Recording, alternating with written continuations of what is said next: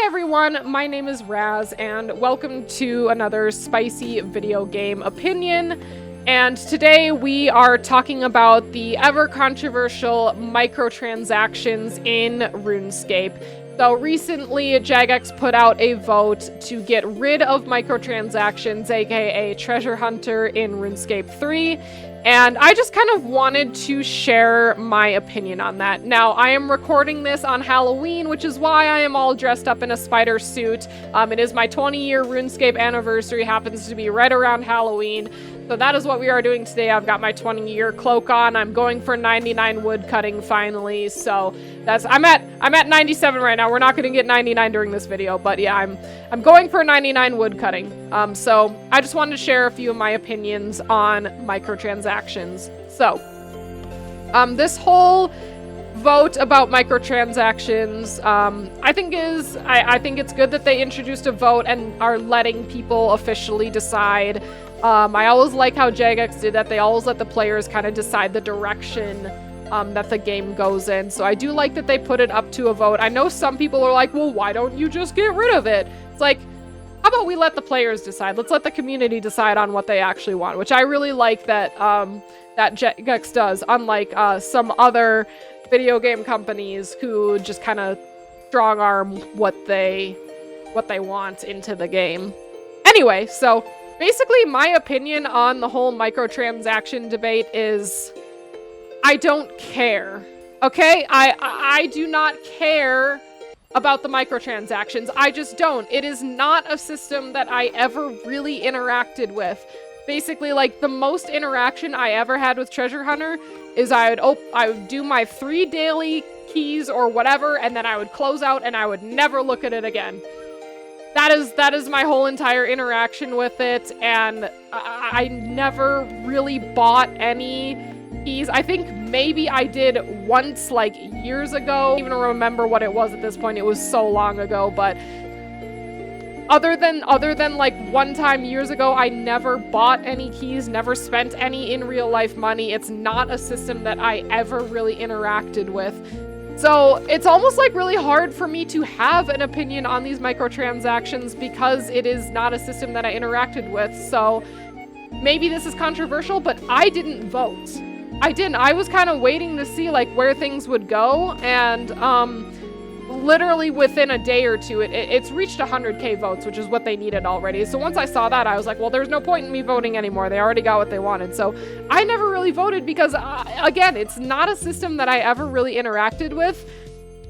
But then I was curious. I was like, why do people think that the microtransactions are so bad? Because when you think about it, there are microtransactions in every single MMO, and pretty much even in non-MMOs, there's microtransactions in many games. So I'm like, what is the difference with microtransactions in RuneScape versus any other game? One game that really comes to mind for me is Lord of the Rings Online. So Lord of the Rings Online also has an in-game store, and you can also buy like XP boosts, and you can buy all sorts of stuff there too, but yet no one's really throwing a fit about that. Like, why is nobody throwing a fit about the XP boosts in Lord of the Rings Online? And then I also think about other games like Lost Ark. So I never got to this point, but I have heard that Lost Ark, that you literally could not progress in Lost Ark without spending real money. Okay? I have heard that from multiple sources. I have not like really looked into this. Maybe I will look into it in the editing stage of this video, but hey everyone, Editing Raz here. So in making this video, I decided to do a little bit of research, and the first thing I looked into was the whole Lost Ark thing, where I had heard that it was very hard to progress without spending money in the in-game shop, and I came across this comment on a Reddit thread saying, basically, money can buy time in Lost Ark. If you don't pay, you grind then. Those who pay just achieve certain gear eye level faster than those who don't. At the end of both, you can achieve the same eye level, but do keep note the guy who pays will always be faster or further than you. He won't wait for you there. If you can accept that, you can enjoy the game. And I realized I think that's what's happening in RuneScape. You can correct me if I'm wrong, because I am speculating a little bit here, but I think that is exactly what is happening in RuneScape. And the pay to progress at endgame is a very common thing in Eastern MMOs. However, RuneScape was not always like this. It's one thing if your MMO was kind of always built around that. Obviously, that's not something that I would enjoy, but maybe that is something that other people enjoy. But having played RuneScape for so long, that's not how things always worked. The pay to progress at endgame model was not always around. And then another thing I did was I did search around for why people hate microtransactions in RuneScape 3. And I came across a couple comments about some sort of skilling outfit that costed something like 240 treasure hunter keys to get for this elite skilling outfit. But kind of my first thought is, I don't really care. I would never ever spend money to buy 240 treasure hunter keys just to get a skilling outfit. I literally could not care less about this. And then there was this other comment that said, people will find all those things to complain about, just enjoy the game for what it is. MTX can easily be ignored, which is kind of what my mindset was and kind of still how I feel. Again, I never interacted with it. I don't really care. You can still play the game.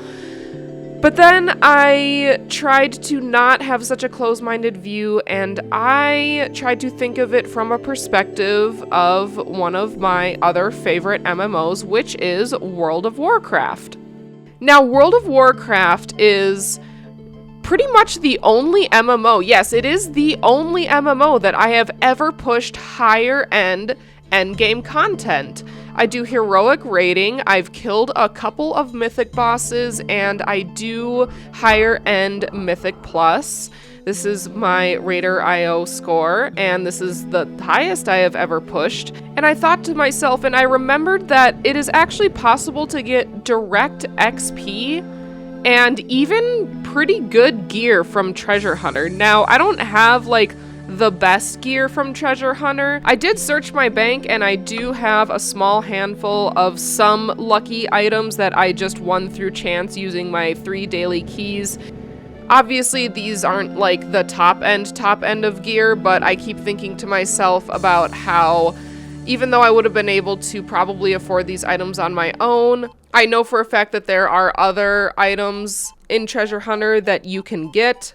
And as far as direct XP, that doesn't really translate over into World of Warcraft or some other games, because RuneScape is really kind of one of the only games that I've found where your skills matter in everything versus just straight combat level. For example, you can buy a max level boost in the store in World of Warcraft, but hitting max level is not the actual game. That's kind of where the in-game store stops when it comes to progressing your own character. You cannot buy gear. You don't even have a chance for gear in the in-game store.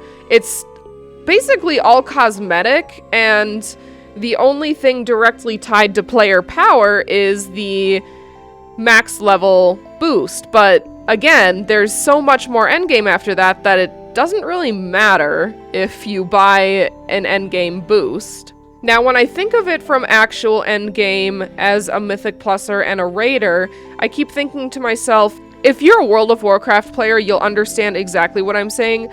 Could you imagine if Blizzard put up the Astral Antenna on the in-game store, or the Cursed Stone Idol, or name any of the other desirable trinkets? But I just thought, could you imagine if Blizzard allowed you the chance to get these high-ticket items? I think an even better example, could you imagine if they put up the Soul Hunter's boots on the in-game store? Or if you could try at a chance to get the Soul Hunter boots on the in-game store by buying chances at getting them. That is exactly what Treasure Hunter is you have a chance to get a lot of money, a lot of experience, really good gear. And when I thought about it from that perspective, now I can kind of see why people are not happy with the microtransactions in RuneScape.